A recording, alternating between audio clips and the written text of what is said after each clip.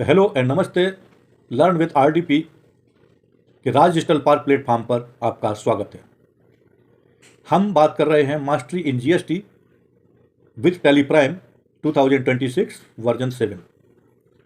इसका हम कोर्स तैयार कर रहे हैं उन युवा अनएम्प्लॉयड कॉमर्शियल ग्रेजुएट और कॉमर्शियल पोस्ट ग्रेजुएट के लिए जो बेचारे मारे मारे फिर रहे हैं, जिनको नौकरी नहीं मिल रही क्योंकि उनको टैली नहीं आता, उनको जीएसटी के कंसेप्ट नहीं पता है, या पता है तो बहुत ही बिगनिंग लेवल पर हैं। तो ये कोर्स बिगनिंग से लेकर के मास्टरी तक आपको सहयोग करेगा। इसे करना क्या है, आपको मॉड्यूल 1 से लेकर के मॉड्यूल 11 तक अनइंटरप्टेड एक बार में कंप्लीट कर लेना है। इसमें टोटल 11 मॉड्यूल हैं और 63 चैप्टर हैं।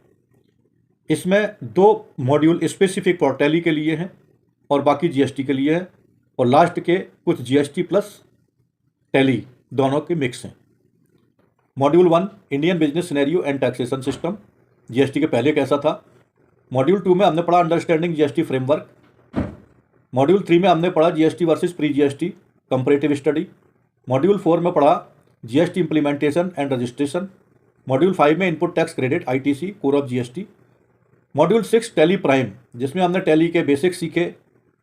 टैली में कंपनी कैसे क्रिएट करते हैं और उसको जीएसटी के साथ कॉन्फ़िगर कैसे करते हैं, जीएसटी मास्टर कैसे क्रिएट करते हैं, चार्ट ऑफ अकाउंट्स क्या है, वाउचर्स क्या है, लेजर क्या है, और essential hot keys of tally prime की हमने अंडरस्टैंड की। मॉड्यूल 7 में हमने प्रैक्टिकल जीएसटी अकाउंटिंग सीखी, जैसे party ledger creation with GSTN, sales ledger, purchase ledger creation, GST tax ledger creation, inter state sales, intra state sales, inter state purchase, intra state purchase, expenses accounting, payment receipt accounting, credit note, debit note. Reverse charge mechanism पढ़ा हमने module 8 में। Concept of reverse charge mechanism क्या है, goods and service covered under RCM कौन कौन से हैं, RCM का कंप्लायंस कैसे करते हैं, लीगल प्रोविजन क्या है, आरसीएम अकाउंटिंग एंट्रीज टैली में कैसे करते हैं, ये भी हमने लाइव देखा, और आईटीसी और आरसीएम। मॉड्यूल 9 में हम अभी चल रहे हैं, देख रहे हैं, इसमें ओवरव्यू ऑफ जीएसटी रिटर्न हमने देखा। GSTR 1 and 1A outward supply का हमने आपको लाइव जीएसटी पोर्टल पर जाकर के जीएसटीआर 1 भरना सिखाया, इनवाइस की एंट्री करना बताया, सेल्स आउटवार्ड सप्लाई की एंट्री करना बताया, और अगर कोई मिस्टेक हो जाती है आउटवार्ड की सप्लाई में तो 3B भरने से पहले आप जीएसटीआर 1A में उसे मॉडिफाइड भी कर सकते हैं, अमेंडमेंट भी कर सकते हैं। फिर हमने जीएसटीआर 2A और जीएसटीआर 2B पर रिकंसिलेशन सीखा। आज हम बात करेंगे CMP 08 की कंपोजिशन स्कीम की।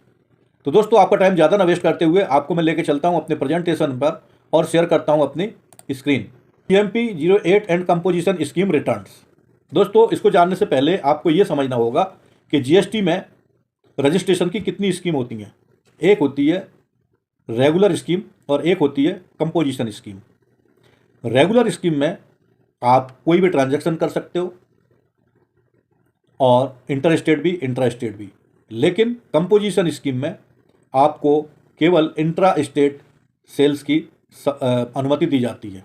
इसमें आपको इनपुट टैक्स क्रेडिट का बेनिफिट नहीं मिलता है। जो भी टैक्स आप कलेक्ट करेंगे आपको अपनी जेब से पेमेंट करना होगा, कोई आईटीसी नहीं है। तो जीएसटी CMP 8 में रूल 62 के अंतर्गत आता है ये form GST CMP 8 rule 62, statement of payment of self assessment tax, financial year इसमें दिया हुआ है और क्वार्टर दिया हुआ है। आइए, लीगल नेम में यहां पर उसका जीएसटी लिखा रहेगा, लीगल नेम आ जाएगा, ट्रेड नेम जीएसटी का क्या है, ARN क्या है और डेट ऑफ फाइलिंग क्या है। उसके बाद summary of self assist liability, net of advance, credit of debit notes and any other adjustment due to amendment. तो इसमें आउटवार्ड सप्लाई जो हमने अपने कस्टमर को सप्लाई करी, इंक्लूडिंग एग्जम्प्ट सप्लाई, मान लीजिए कि इतने की है 18,56,400 रुपए की। आईजीएसटी कितना है, सीजीएसटी कितना है, एचजीएसटी कितना है। तो दोस्तों मैं आपको बता दूं कि आईजीएसटी नहीं आएगा आउटवार्ड सप्लाई में, क्योंकि ये जैसे ही आउटवार्ड सप्लाई में इंट्रा स्टेट की जगह इंटर स्टेट सप्लाई करेंगे तो इनको कंपोजिशन स्कीम से बाहर आना होगा और रेगुलर स्कीम में रजिस्टर कराना होगा। इसलिए यहाँ पर इंटीग्रेटेड टैक्स आईजीएसटी 0 है, सीजीएसटी 17,564 और एसजीएसटी 17,564। पॉइंट नंबर 2 में inward supply attracting reverse charge including import of service. RCM के अंतर्गत जो CMP 8 आप भरोगे उसमें मान लीजिए 1,63,900 की वैल्यू है और ये इंटर स्टेट परचेज किया आपने, जिसमें 1,800 रुपए आईजीएसटी देना पड़ेगा। टैक्स पेबल 1+2 IGST भी देना है, CGST भी देना है और स्टेट टैक्स भी देना है। अगर कोई इंटरेस्ट पेबल है तो इंटरेस्ट पेबल, तो इसको बोलेंगे टैक्स पेबल। इसका आपको कहीं पर भी आईटीसी से एडजस्टमेंट नहीं होगा। अगर आप रेगुलर स्कीम के अंतर्गत रजिस्टर्ड होते इनवार्ड सप्लाई में तो आपको आईटीसी मिलता, लेकिन CMP CMP 08 में आपको इनपुट टैक्स क्रेडिट का कोई बेनिफिट नहीं मिलता। इसलिए कंपोजिशन स्कीम में उसी समय जाना चाहिए जब आपका बिजनेस बहुत छोटा हो और रेयर केस में ही करते हो, इंट्रा स्टेट ही सप्लाई करते हो। तो ये तो हमने CMP 08 के बारे में समझा। देखिए, composition scheme is designed for small tax payer. किसके लिए डिजाइन की गई है? स्मॉल टैक्स पेयर्स के लिए। Composition scheme is designed for small taxpayers, small और taxpayers to simplify compliance with lower tax rate and fewer returns. CMP 08 is quarterly statement cum challan for tax payment, while GSTR 4 is filed annually. No ITC can be claimed and tax is paid to turnover, ideal for traders, restaurant and small manufacturers. Example के लिए total turnover आपका 30 लाख हुआ, tax paid quarterly CMP 08 1%। Flow chart, turnover check करें, composition opted है, CMP 08 payment करेंगे, annual GSTR 8 GSTR 4 भरेंगे।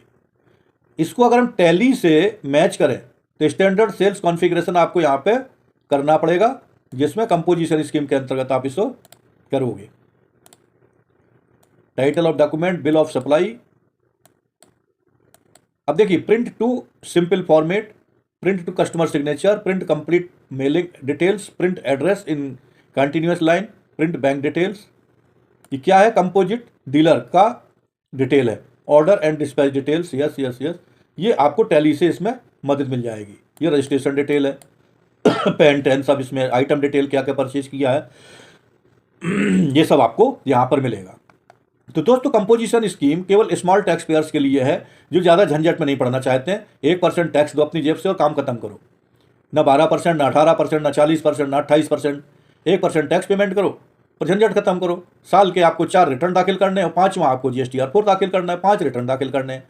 जबकि regular scheme में आपको हर महीने दाखिल करना पड़ेगा। GSTR 1 दाखिल करना है, फिर GSTR 3 भी दाखिल करना है, 2A 2B रिकनसाइल करना है, फिर उसके बाद साल के अंत में GSTR 9, साल भर बाद GSTR 9 फाइल करना है फाइनल रिटर्न के लिए। सो रेगुलर स्कीम में बहुत सारे कंप्लाइंसेज होते हैं, जबकि कंपोजिशन स्कीम में उतने कंप्लाइंसेज नहीं होते हैं। इस वजह से लोग टैक्स के झंझट में ना पड़ के सीधा कंपोजिशन स्कीम रजिस्टर कराया और उसको 1% के हिसाब से पेमेंट दे देते हैं। कहानी यहाँ पर रुकती नहीं है। कहानी क्या होती है कि जैसे ही आप कंपोजिशन स्कीम के अंतर्गत रजिस्टर्ड हो और आपने उठा करके एक राज्य से दूसरे राज्य में माल की आउटवर्ड सप्लाई कर दी, बस आपका मामला वहीं अटक गया। आपको रेगुलर स्कीम में उसी समय रजिस्टर कराना होगा, नहीं तो आप माल बेच ही नहीं सकते हो आउटसाइड। तो ये थी दोस्तों कंपोजिशन स्कीम। इसमें कुछ विशेष चीज जानने के लिए नहीं है, इसलिए इस चैप्टर में ज़्यादा टाइम नहीं लगाएंगे। चलते हैं अगली स्लाइड पर, जहां पर GSTR 9 एंड 9C की बात की गई है।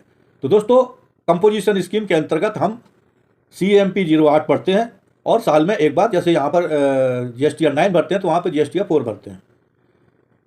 आज का चैप्टर हम यहीं पर ख़त्म करते हैं। मिलते हैं आपसे GSTR 9 के इस चैप्टर पर, जहाँ हम चर्चा करेंगे एनुअल रिटर्न, उसकी लास्ट डेट क्या होती है, कब भरना चाहिए, एनुअल रिटर्न भरने में गलती हो जाती है तो फिर उसका क्या रेमेडी है, कुछ रेमेडी है या नहीं है, और 9 GSTR 9 और 9C ये क्या है, अलग अलग क्यों भरे जाते हैं, कब भरे जाते हैं, ना भरेंगे तो क्या पेनाल्टी है, सब कुछ जानेंगे अगले चैप्टर में। तब तक के लिए नमस्कार, मिलते हैं।